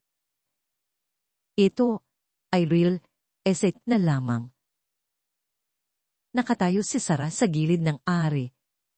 Arian, ng gabing iyon, nakatingin sa itin na lupa, kung saan dating nagtatanim ang kanyang ama ng kamatis. Lumangit-ngit ang abo sa ilalim ng kanyang mga bota. Hawak niya ang papel sa isang kamay, ang isa ay nakapatong sa poste ng bakod. Ang amoy ng usok ay nakakapit pa rin sa hangin na parang isang babala. Hindi na siya umiyak. Wala na siyang lakas para doon. Tumayo lang siya doon, pagod, mapaghimagsit at hindi sigurado kung ano ang susunod na gagawin. Tumating si Marco, kasabay ng paglubog ng araw sa likod ng mga puno. Wala siyang sinabi sa una. Lumakad lang at tumayo sa tabi niya. Ang kanyang presensya ay tahimik at matatag. Hinahabol pa rin nila, sabi niya, hindi lumingon. Inaasahan ko na, sagot niya. Pagkatapos ay idinagdag, hayaan mong tumawag ako. Tiningnan siya ni Sarah. Kanino? Sa mayor. Maliban na lang kung may utang na loob sa iyo ang isa sa kanila. Hindi ang gobernador, sabi ni Marco, kinukuha ang kanyang telepono. Pero may kilala ako na marunong humila ang mga sinulid kapag may hindi tama ang amoy. Kinaumagahan, isang itim na sedan ang pumasok sa kanyang lalway. Isang matangkad na babae na nasa unang bahagi ng kanyang 5-0 ang bumaba. Hindi nakadamit na parang politiko, kundi parang isang taong mas maraming oras ang ginugol sa mga korte kaysa sa mga boardroom. Ipinakilala niya ang kanyang sarili, Ate Valerie de Leon. Nagbibigay ako ng legal na tulong para sa mga veterano at mga hindi pagkakaunawaan sa lupa. Tumawag si Marco. Pinapasok siya ni Sarah. Hindi sigurado kung gaano kalaki ang dapat asahan. Inilatag ni Valerie ang kanyang laptop, sinuri ang mga dokumento, at halos agad na kumunot ang noo. Mahina ang acquisition order na ito, sabi niya. At minadali. Kumislap si Sarah. Masama ba yon para sa akin? Umiling si Valerie. Hindi. Masama para sa kanila. Nagkamali sila. Sa sumunod na ilang araw, tahimik, ngunit masinsinang naglabaw si Valerie. Tumawag siya sa mga opisina ng rehistro ng lupa. Umiling ng mga transcript, naghukay sa mga pampublikong talaan ng munisipyo. Pinanood siya ni Sarah. Sinusubukang manatiling may pag-asa. Pagkatapos, isang hapon, pumasok si Valerie na may maliit na folder at isang kakaibang ngiti. May dapat kang makita, sabi niya. Sa loob ng folder ay mga kopya ng mga email mula sa opisina ni Hepe Santos. Isa sa mga ito ay nagpakita ng direktang komunikasyon sa pagitan ni Santos at isang ekutibo ng San Isidro Realty. Ang subject ay timing ng public hearing. Ang isa pa ay may mga pariralang tulad ng pag-impluwensya sa board at pabilisin ng reclassification. Napaupo si Sarah. Malamig ang kanyang mga kamay. Tumango si Valerie. Sapat na ito para magbukas ng isang ethics investigation. Marahil higit pa, ngunit kailangan natin ng isa pang bagay. Alam mo ba kung pumirma si Santos sa mga papeles ng lote ng iyong ama? Inalughog ni Sarah ang lumang drawer kung saan itinago ng kanyang ama ang lahat. Mga birth certificate, mga resibo ng buwis, mga kupas na litrato. At naroon ito, isang sulat, kamay na tala mula mismo kay Santos. May petsa maraming taon na ang nakalipas na nagpapatunay sa pagtatalaga ng parsela bilang community support land. Hindi lang ito isang depensa. Ito ay patunay ng kataksilan. Mabilis kumilos si Valerie. Sa loob ng 4 oras, isang formal na reklamo ang isinampa. Nalaman ito ng lokal na balita. Ang mga salitang conflict of interest at land misuse investigation ay nagsimulang lumutang sa mga newsticker. At sa unang pagkakataon, sa loob ng maraming buwan, naramdaman ni Sarah na kaya niyang huminga ng hindi nasasakal. Pagkatapos ay dumating ang pagdinig. Hindi isang korte, kundi isang matigas na opisina ng munisipyo na puno ng mga upuan na umuugong at mga mikropono na masyadong malakas ang ugong. Unang nagsalita si Valerie, ipinapakita ang ebidensya ng may sistana.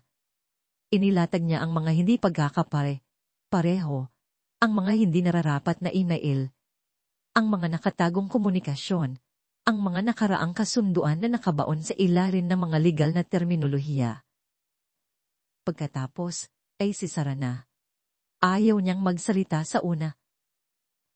Hindi siya sanay sa mga silid na puno ng mga estranghero na nakatingin sa kanya na para bang mahalaga siya.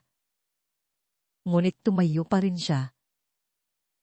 Ang lupang ito, sa likod ng aking bahay, nagsimula siya, matatag ng boses. Hindi lang ito lupa. Nagtalim ang tatay ko ng pagkain doon.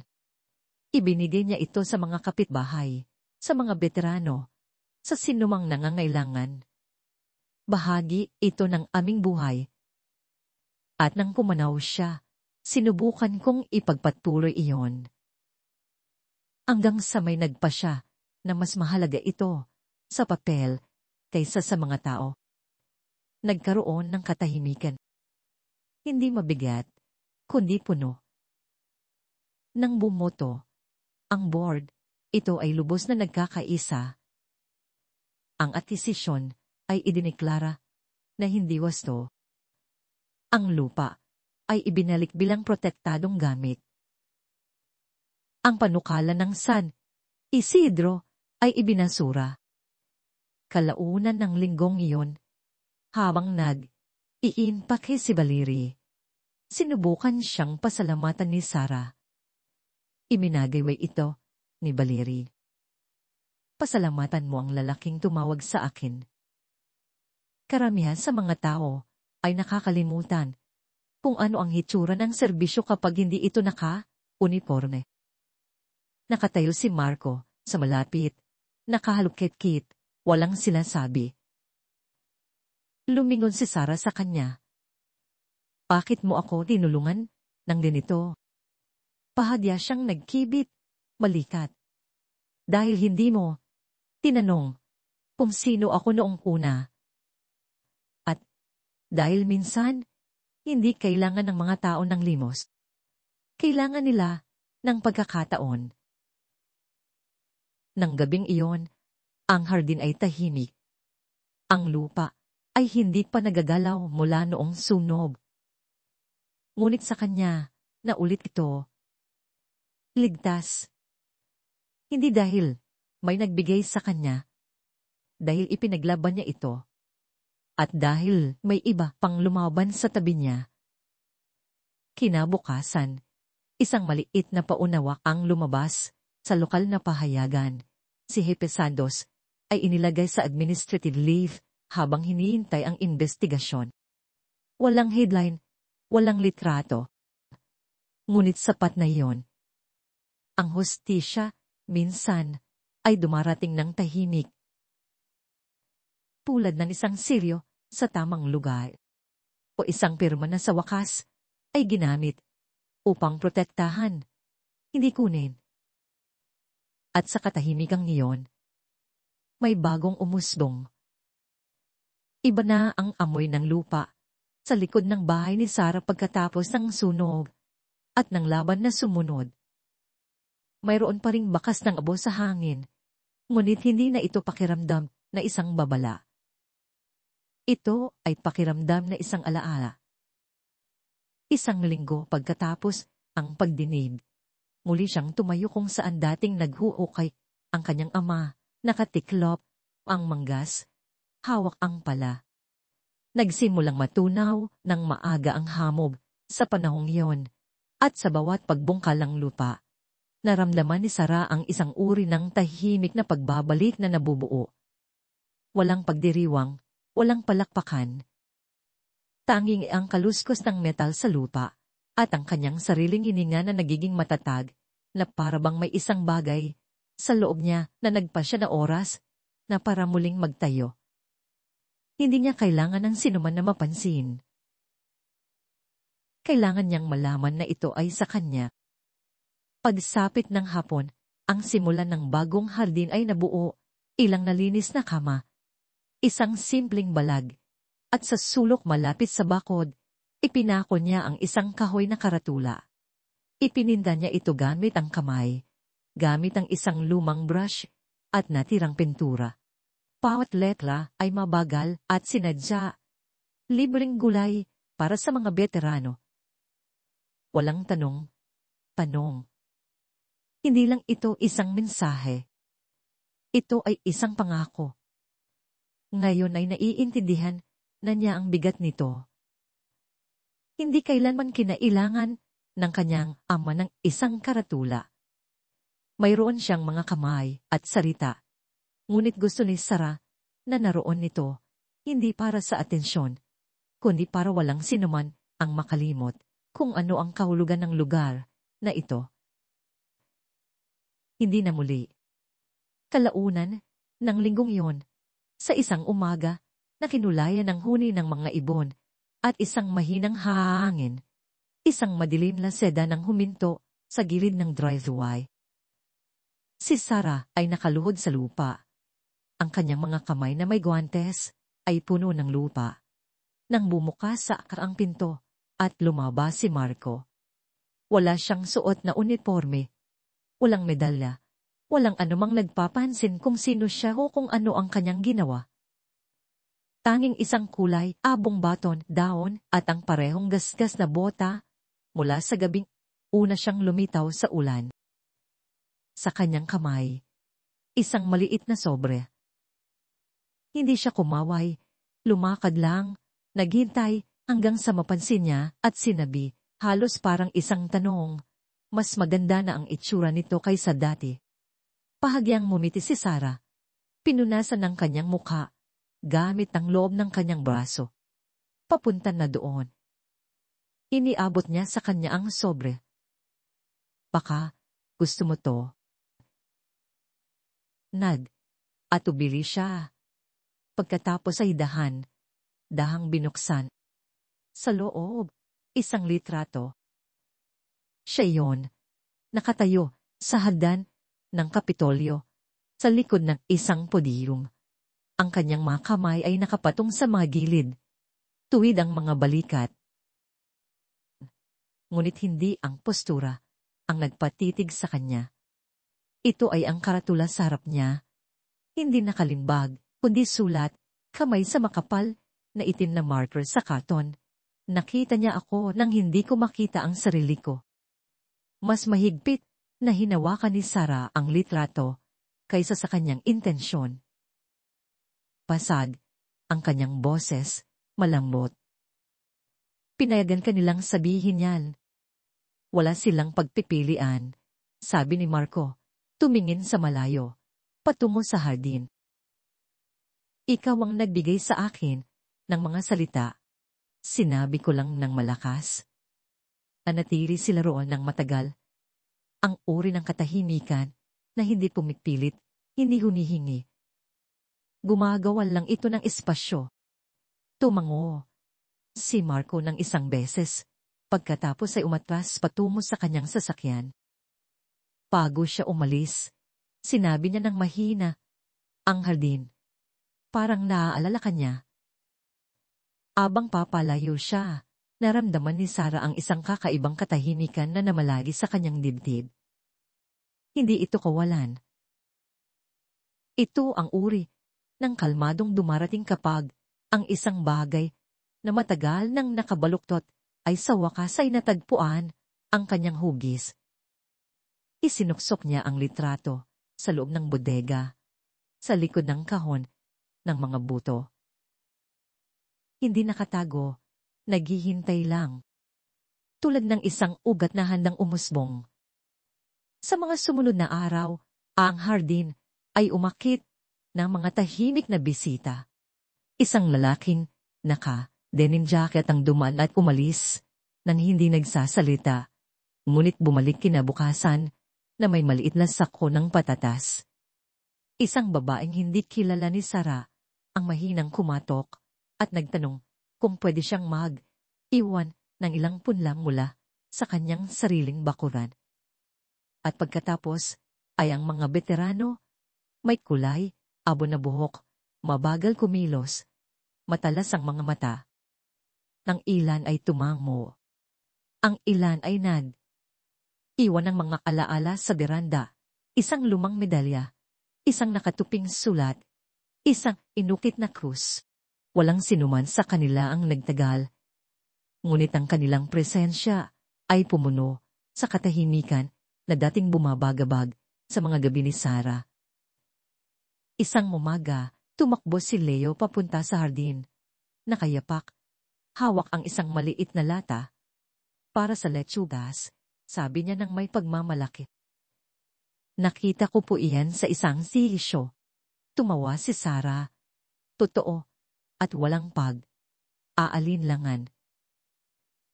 Masyadong matagal na mula nang marinig niyang tumawa ng ganoon. Si Aling Carol, mula sa kabilang kalsada, ay dumaan, isang hapon, mabagal. Ngunit matatag ang mga hakbang. Hindi rin siya gaanong nagsalita.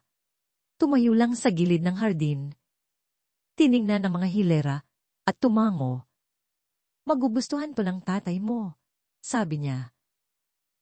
Sasabihin niyang nagparamdam ito sa lugar na parang tahanan ulit. Nilunok ni Sarah ang bukol sa kanyang lalamunan. Sana nga po. Tiningnan siya ni Aling Carol. Malambot ang mga mata. Hindi mo kailangang gawin to. Alam mo yan. Hindi nga po. Ayon ni Sarah. Pero parang isang bagay ito na dapat manatili. Saglit na ipinatong ni Aling Carol ng isang kamay sa kanyang balikat. May mga bagay na sulit panatilihin. Nang gabing iyon, umupo si Sarah sa beranda kasama si Leo. Ang kanilang mga binti ay nakabitin sa gilid. Ang mga bituin ay nagsimulang tumusok sa kalangitan. Ang hangin ay may malamig na kagat ng unang bahagi ng tagsibol. Sumandal si Leo sa kanyang balikat at nagtanong, hindi may aalala, kundi may tunay na usisa. Bakit po sila pabalik? Balik dito, Nay. Titingin lang sila tapos aalis.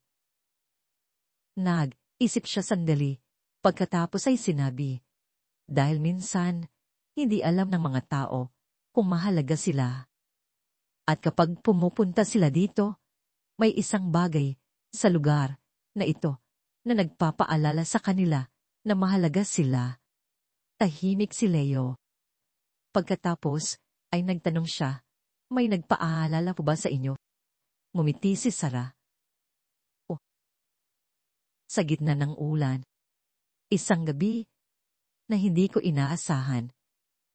Tumango siya kontento at pagkaraan ng ilang sandali, pumasok siya sa loob. Ngunit nanatili si Sarah. Ang kanyang mga mata ay lumibot sa mga hilera, sa balag, sa sariwang lupa, sa maliit na kahoy na karatulan na sumasagap ng liwanag ng buwan. Walang plaque, walang mga talumpati, walang kredito. Anging mga buto na itinanim at lumago. Tanging isang espasyo kung saan maaring makita ang isang tao. Ang mga umaga ay naging mas malambot sa kanilang lugar.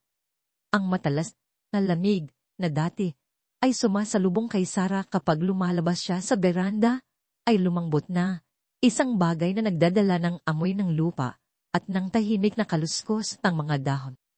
Ang hardin sa likod ng kanyang bahay, na dati kalahating sunog at isinantabi, ay namumukadkad ng ngayon bilang pagsuway. Hindi ito tungkol sa perpektong mga hilera o malinis na bakod. Tumubo ito ng hindi pantay, medyo mailap, medyo pagod, ngunit buo ang buhay, tulad ng mga taong tinatanggap nito. Sa lumang tabla na nagmamarka sa pasukan ng hardin, ipininda ni Sarah sa sarili niyang paraan, hindi pantay, at may layunin. Libreng gulay para sa mga veterano. Walang tanong. Tuwing umaga, nagtitimpla siya ng kape nang may parehong iingat na dati niyang inilalaan para sa mga bisita, kahit na karamihan sa mga dumarating ay hindi kumakatok. Ang ilan ay gumagala, papasok, nakayuko. Ang mga mata ay nag-iiskan, hindi dahil sa takot kundi dahil sa ugali ng pagiging hindi pinapansin. Ang iba ay dumarating ng dahan. Ang kanilang bilis ay pinabagal hindi lang ng edad o pinsala, kundi ng bigat ng pagkakaroon ng mga pinagdaanang hindi uusapan. Hindi sila tinatanong ni Sarah kung bakit sila dumating. Hindi niya kailangan. Aalok siya ng upuan, isang termos ng salabat, o minsan, katahimikan lang at pinapanood ang espasyo sa pagitan ng mga tao na unting lumiliit. Si Leo ay nagsimulang magpalipas ng hapon sa hardin pagkatapos ng class. Hindi siya gaanong nagsasarita tungkol dito, ngunit napansin niya ang paraan ng kanyang upo kasama ang isang partikular na matandang lalaki, isang veterano ng 90 na hindi gumagamit ng kanyang tunay na pangalan, ngunit laging may dalang isang garapon ng atsara. Uusap sila sa maikling salita, minsan ay ilang pangungusap lang sa buong oras. Ngunit laging bumabalik si Leo na may hitsura na hindi na nakita ni Sarah sa loob ng maraming buwan, mausisa, matatag, medyo mas matanda. Isang hapon, habang inaayos ni Sarah ang ilang sariwang kamatis sa isang kahon, malapit sa gilid ng hardin, lumapit si Leo sa likuran niya, mga kamay sa bulsa ng kanyang hoodie. Ang kanyang boses ay halos hindi marinig sa hangin. Bakit po sila pumupunta dito? Tanong niya. Lumingon si Sarah. Ang kanyang mga mata ay hindi mapanghamon, kundi malawak, na nahanap. Pinunasan niya ang kanyang mga kamay sa apron, inalis ang isang dahon sa kanyang balikat, at sumagot na para bang hinihintay niya ito. Dahil sa matagal na panahon, akala nila walang nakakakita sa kanila. Hindi talaga. Pero ngayon, alam nilang mayroon. Ikiniling ni Leo ang kanyang ulo. Ibig niyo pong sabihin, kayo. Malumanay siyang ngumiti. Ang ibig kong sabihin, kahit sino na tumingin sa kanila na parang kabilang sila. Minsan, sapat na ang isang taong gumagawa niyan para ipaalala sa kanila na kabilang sila. Nang hapong iyon, habang pababa na ang araw sa likod ng kamalig, isang batang lalaki na kasing edad ni Leo ang lumakad sa daan. Hindi siya kilala ni Sarah, ngunit may isang bagay sa paraan ng kanyang pagtayo na pamilyar. Hawak niya ang isang maliit na brown na sobre, malambot na sa mga sulok. Hindi siya bumati. Tumayo lang ilang talampakan mula sa kanyang mesa. Tinitingnan ang pininturahan na karatula. Pagkatapos ay bumalik sa kanya. Kayo po ba si Ginang Sarah? Tanong niya, bahagyang naninginig ang boses. Tumango siya. Ako nga. Lumingon siya. Ang tatay ko po, pumunta siya dito minsan. Pinigyan niyo siya ng isang basket at wala kayong tinanong. Muling tumango si Sarah. Mas mabagal. Naalala niya ang lalaki, magaspang na balbas, mga matang masyadong pagod para sa isang taong kaedad niya. Walang sinabi, ngunit kinuha ang mga kamatis na parang isang bagay na sagrado. Hindi po siya gaanong ngumingiti, sabi ng bata, iniabot ang sobre sa kanyang kamay. Pero, ngumiti po siya, pagkatapos noon, sabi niya, nakatulong daw ang lugar na ito. Naramdaman ni Sarah na nagbago ang hangin, mas mabigat na yon. Dahan niyang binuksan ang sobre. Sa loob ay isang litrato, mula sa isang home printer, kupas sa mga gilid. Ang lalaki ay nakatayo sa kanyang kusina. Hawak ang isang liit na garapon ng latang sitaw na parang isang tropeo. Malapad ang kanyang ngiti. 4. Pinapasabi niya po, salamat. Na ipinaalala niyo raw sa kanya na hindi lang siya basta taong dinadaanan. Hindi nagsalita si Sarah. Hindi kaya. Nanikip ang kanyang lalamunan habang tinitingnan niyang muli ang litrato. Pagkatapos ay tiningnan niya ang bata at nakita ang kanyang ama sa kanyang postura, sa maingat na asa sa kanyang mukha. Kinuha niya ang isang hinog na taras mula sa kahon at iniabot sa kanya. Para sa kanya, sabi niya ng mahina.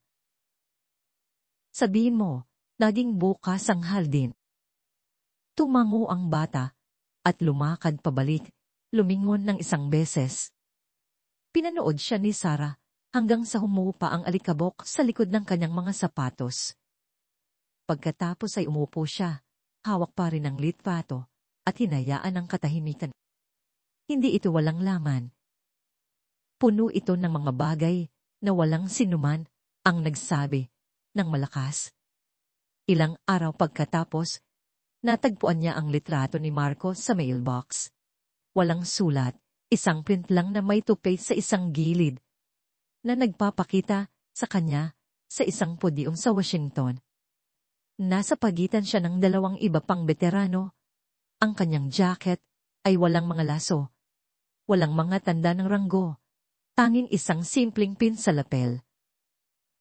Hawak niya ang isang karatula, ang uri na maaaring isulat sa huling minuto sa isang protesta. Ngunit ang kanyang sulat, kamay ay hindi maikakaila. Nakita niya ako nang hindi ko makita ang sarili ko.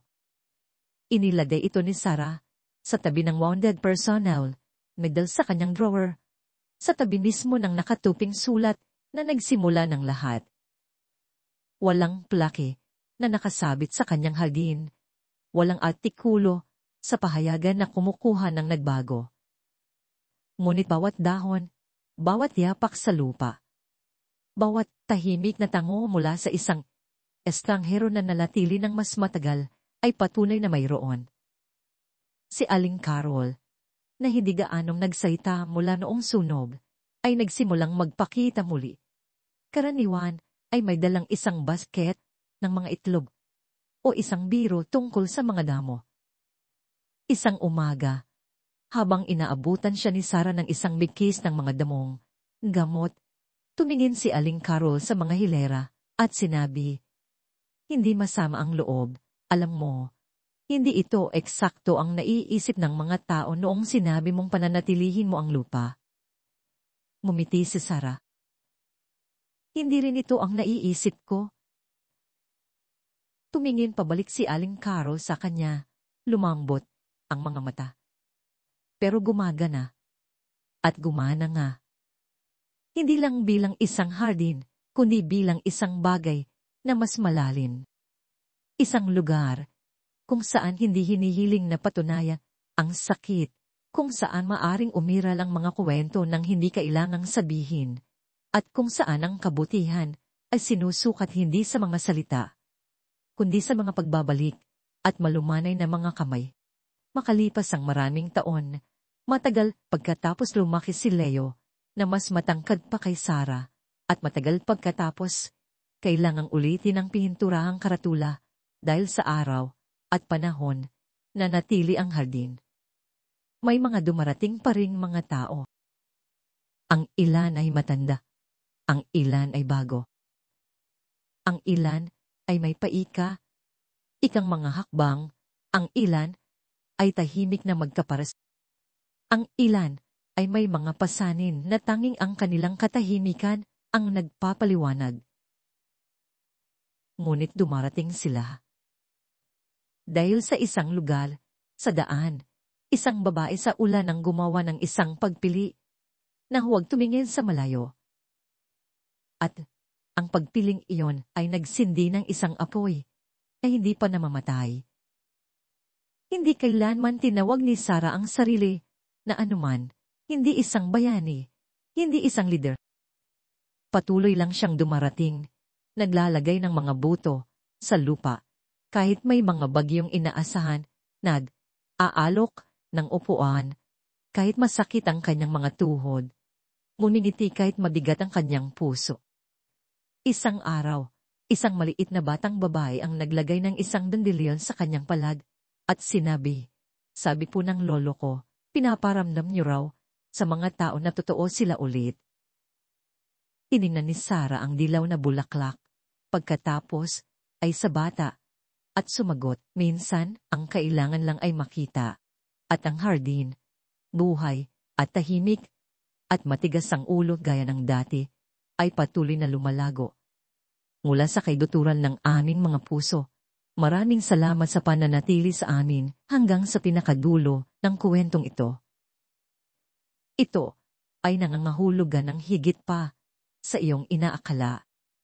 Kung naantig ka ng kwentong ito, kahit sa pinakamaliit na paraan, kung ipinaalala nito sa iyo ang tahimik na kapangyarihan ng kabaitan, kung paano ang isang maliit na pagpili ay maaring magbigay liwanag sa landas ng iba, sana ay dalhin mo ang init na yon saan ka man sa mundo. Gusto naming malaman saan ka nanonood at ano ang naramdaman mo sa kwentong ito. Ang iyong suporta ay tumutulong na panatilihing buhay ang mga kwentong tulad nito, mga kwento ng tunay na pag-ibig, ng mga gawa ng kabaitan, ng tahimik na lakas, ng isang simpleng babae na piniling makita ang isang taong hindi pinapansin ng iba.